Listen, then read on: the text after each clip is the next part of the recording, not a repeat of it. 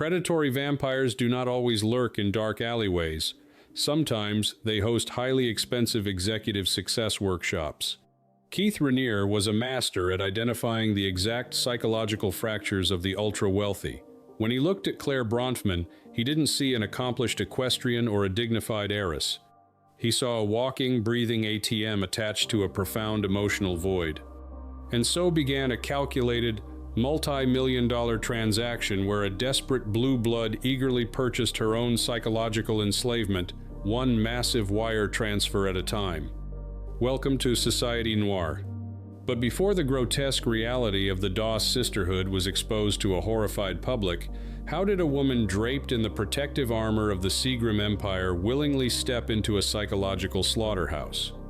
Imagine spending your entire life starved of a tyrannical father's approval, only to surrender your absolute devotion to an architectural genius of human manipulation. Imagine enthusiastically financing a hostile psychological takeover, pouring 9 figures into a twisted utopia that rewarded your loyalty by demanding ultimate submission. She thought she was ascending to a higher plane of consciousness. In reality, she was simply funding a very expensive, very elite bacchanal of horrors. From the intoxicating fumes of her initial enlightenment to the cold, undeniable reality of a federal indictment, this is a chilling study of how predators feast on golden platters. Stay with us as we unravel the terrifying saga of Claire Bronfman, a brutal reminder that when your soul is completely bankrupt, $100 million is just enough rope to hang yourself.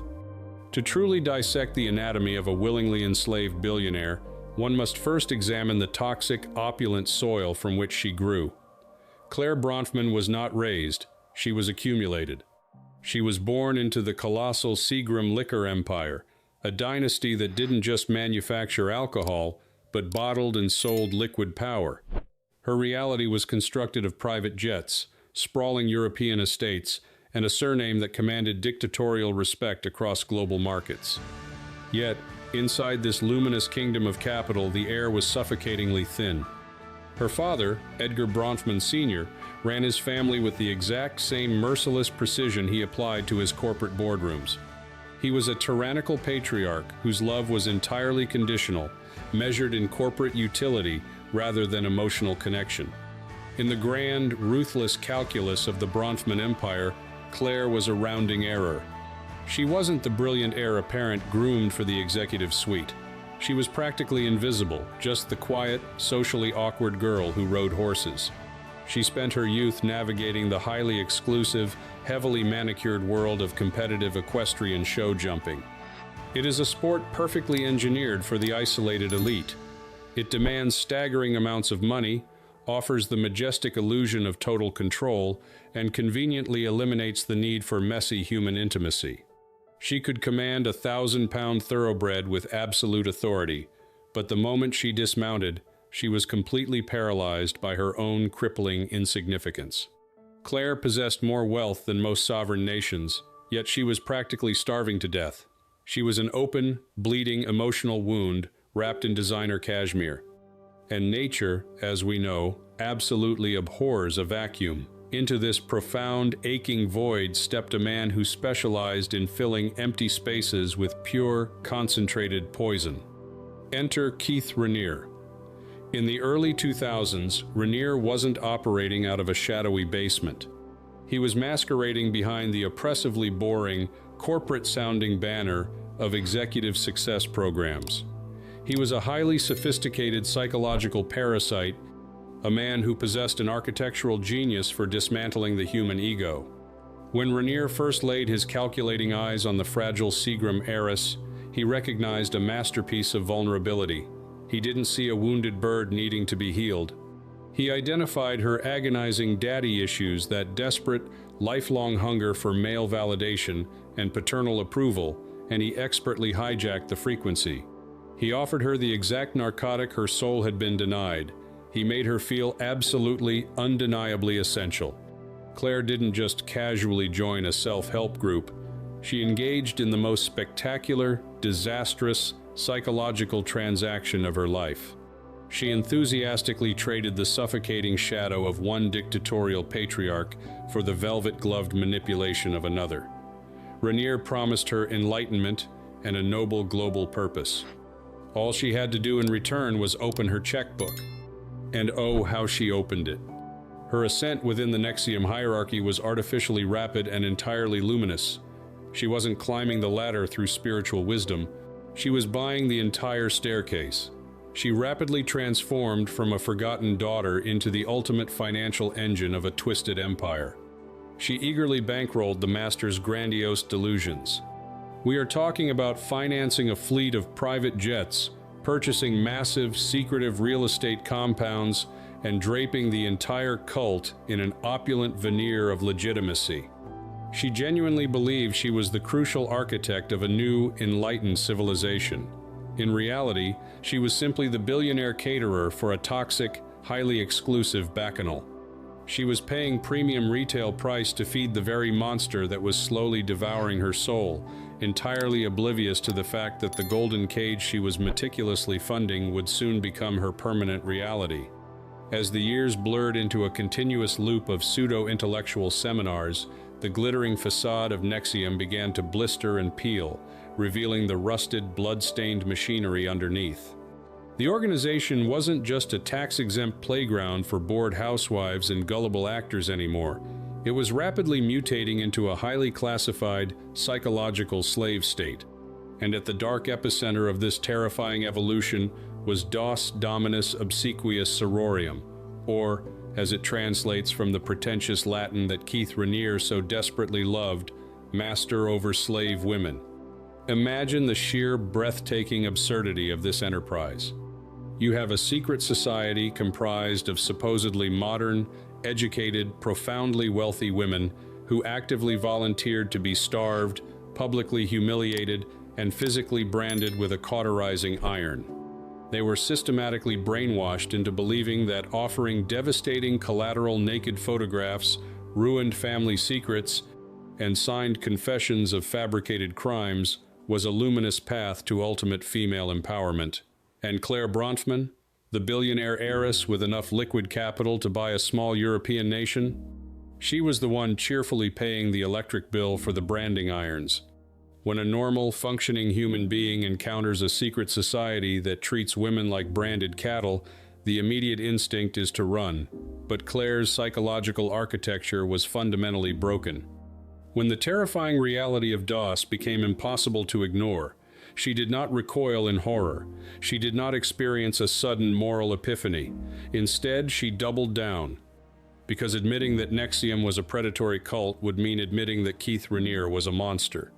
And if Rainier was a monster, then the only man who had ever made her feel essential, the only man who had ever validated her existence, was just another father figure, using her for her assets.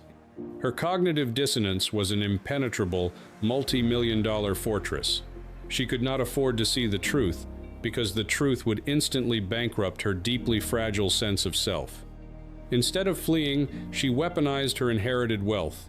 She transformed from a passive financier into a merciless, vindictive apex predator, aggressively protecting her master's twisted utopia. She deployed a terrifying army of high-priced corporate lawyers, turning the American legal system into a personal weapon of mass destruction. If a former member attempted to escape the psychological slaughterhouse or speak the truth, Claire didn't just disagree with them, she aggressively bankrupted them. She buried survivors under avalanches of frivolous, predatory litigation. She hired elite private investigators to stalk journalists and intimidate critics. She was actively building a velvet-lined prison, locking the heavy steel doors from the outside and enthusiastically hunting down anyone who tried to pick the lock. It is a uniquely aristocratic privilege to destroy a person's life with a simple stroke of a gold-plated pen. Claire crossed the boundaries of conventional loyalty and entered a realm of toxic, unhinged fanaticism. She was so desperate to preserve the opulent illusion of her purchased family that she willingly became the billionaire warden of a criminal syndicate. She poured millions into an elaborate legal defense fund designed exclusively to protect a man who viewed human beings as highly disposable commodities. Consider the profound, devastating irony of her existence. She spent her entire youth silently running from the dictatorial control of Edgar Bronfman Sr., a man who saw her only as a liability. Yet, the moment she had the freedom to choose her own destiny, she happily surrendered her fortune, her dignity, and her moral compass to a charismatic parasite who literally branded his initials into women's flesh. Raniere provided the toxic validation she so desperately craved, and in return, she provided the impenetrable financial firewall that allowed his bacchanal of horrors to operate with absolute impunity. But there is a fatal, unavoidable flaw in the architecture of arrogance. You can buy silence, you can buy loyalty, and you can certainly buy a terrifying legal team, but you cannot buy reality. No matter how much money you throw at a rotting foundation, eventually, the stench of decay becomes too overpowering to ignore. The golden paint begins to chip. The multi-million-dollar firewall develops microscopic cracks, and the undeniable forensic evidence of a sprawling criminal enterprise begins to seep out from under the heavy steel doors. The catalyst for her spectacular downfall was not an internal awakening. Predators rarely experience sudden bursts of conscience. The collapse was triggered by the very women she had tried to systematically crush. The devastating collateral that Raniere had hoarded as insurance suddenly became the undeniable proof of wire fraud, sex trafficking, and racketeering. The whispers of the branded victims grew into a deafening roar that finally pierced the heavily guarded walls of the Nexi IVM compound. Investigative journalists began to circle the bleeding edges of her purchased utopia. And waiting just outside the gates was the ultimate apex predator of the American justice system, an entity entirely immune to the seductive allure of a Seagram trust fund, the Federal Bureau of Investigation. The opulent delusion was over. The hunt had officially begun. The free fall of a billionaire is a spectacle unlike any other. When gravity finally catches up to the untouchable elite, the resulting crater is magnificent to behold. In 2018, the luxurious, carefully curated bubble that Claire Bronfman had so meticulously funded violently burst. The FBI did not simply knock politely. They tore the heavy steel doors off the hinges of the NXIVM empire. And suddenly, the untouchable heiress found herself in a position that her endless millions could not sanitize, wearing federal handcuffs. Imagine the sheer, opulent tragedy of the scene. A woman who grew up in the suffocating luxury of the Seagram dynasty, who flew on private jets to elite equestrian events, was now being fingerprinted and photographed like a common street grifter. The media, which had previously ignored her or merely celebrated her family's luminous legacy, instantly morphed into a flock of merciless vultures. They gleefully descended upon the wreckage, eagerly tearing apart the toxic pseudo-spiritual narrative she had so carefully constructed.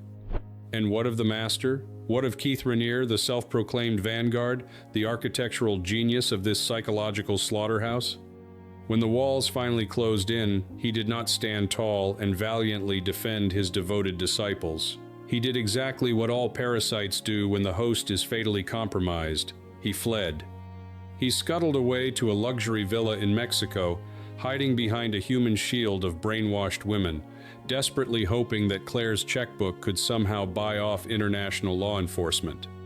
It is a darkly hilarious reality. The supreme leader of a female empowerment cult cowering in a closet while his billionaire sugar mama faced the federal firing squad. Raniere was eventually dragged out of his Mexican hideaway, whimpering and entirely stripped of his manufactured mystique. But the truly chilling part of this forensic autopsy is not the predictable cowardice of the con man, it is the terrifying, unyielding loyalty of the victim-turned-enforcer. Even as the undeniable, grotesque evidence of the DOS branding ceremonies was displayed in federal court, even as the world stared in abject horror at the cauterized flesh of abused women, Claire Bronfman stubbornly refused to disavow him. Her cognitive dissonance was completely impenetrable. She had invested over $100 million into this toxic fantasy. To publicly admit that Raniere was a predatory monster would require admitting that her entire life's purpose, her exclusively purchased identity, was a catastrophic, pathetic lie.